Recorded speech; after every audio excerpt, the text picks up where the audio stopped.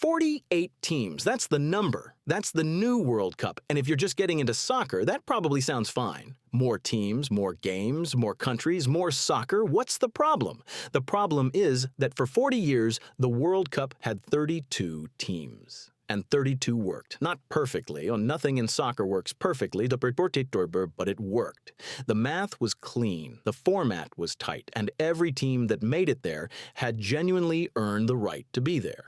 Then FIFA changed it. So now you need to understand two things: what the World Cup format actually is, and why expanding it to 48 teams is either the smartest thing FIFA has ever done, or a slow-motion disaster dressed up as progress. Reasonable people disagree loudly. Start with what a tournament format is actually trying to solve. You have a finite number of slots, let's call it a grid, and you're trying to fill that grid with the best teams in the world while also making sure the competition stays fair. The games stay meaningful, and the whole thing fits inside about a month. For decades, 32 teams filled that grid perfectly. The format was simple: 8 groups of 4 teams each. Every team plays 3 group stage games. The top 2 from each group advance to a knockout round of 16. Then quarterfinals, then semifinals, then the final. Clean, elegant, brutal. Brutal is the key word. In a group of 4 teams, every game matters. Lose 1 match and you're in danger. Draw 2 and you might be done. There's no room to coast, no room to recover quietly. Every single game has stakes. Now add 16 more teams and that equation starts to bend. With 48 teams, you can't just add 4 more groups of 4. The numbers don't work cleanly. So FIFA came up with something new: 16 groups of 3 teams each. Every team plays 2 group stage games instead of 3. The top 2 from each group advance, plus the 8 best third-place finishers across all groups, giving you a round of 32 before the knockout stage begins. Read that again if you need to.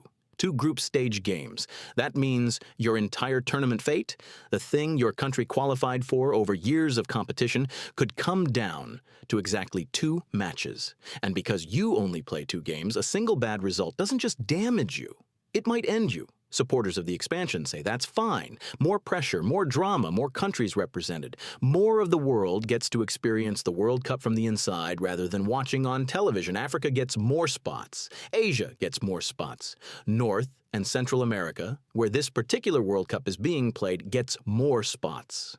The game grows, new fans are made, new markets open, and FIFA makes significantly more money. That last part matters because FIFA is not a charity. It is an organization that generates revenue through the World Cup. And more teams means more games, means more broadcast rights, means more sponsorship deals, means more money. This is not a conspiracy theory. It is a publicly stated fact. FIFA projected the 48-team format would generate over $1 billion more per tournament than the 32-team format. So there's an argument that the expansion is genuinely about growing the sport globally, and there's an argument that it's primarily a financial decision dressed in the language of inclusion. Both arguments can be true at the same time, which is exactly the kind of thing that makes soccer fans furious. Here's the deeper problem. The World Cup's prestige comes from scarcity. 32 slots for the entire planet, billions of people, hundreds of national teams, and only 32 get to come. That scarcity is what makes qualification meaningful. It's what makes the group stage feel like every breath matters. When you add 16 more slots, you dilute that scarcity. Teams that previously fell just short of qualifying now qualify. Some of those teams are genuinely good. Some of them are going to lose by 6 goals in the group stage and go home quietly. And the teams they lose to will barely have been tested. What you get is a tournament where the early rounds can feel less like the best competition in the world and more like a very expensive warm-up. The truly elite teams, the ones who have played together for years, who have refined their systems, who have faced real adversity on the road to the tournament, those teams might not be seriously challenged until the round of 16 at the earliest, which is the quarterfinals of the old format. That's not nothing. That's a real structural shift in what the competition is. Whether that shift is worth it depends entirely on what you think the World Cup is for. If it's a showcase for the absolute pinnacle of international football, 32 teams serve that better. If it's a global festival that should include as much of the world as possible, 48 makes sense.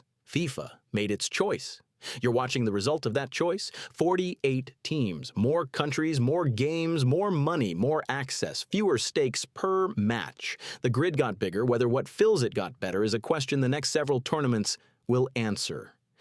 Welcome to the new World Cup, and if that answer disappoints you, if some part of you wanted this to be simpler, wanted the tournament you heard about to just be the best teams, no asterisks, no compromises, then you already understand what the people arguing against expansion have been saying for years.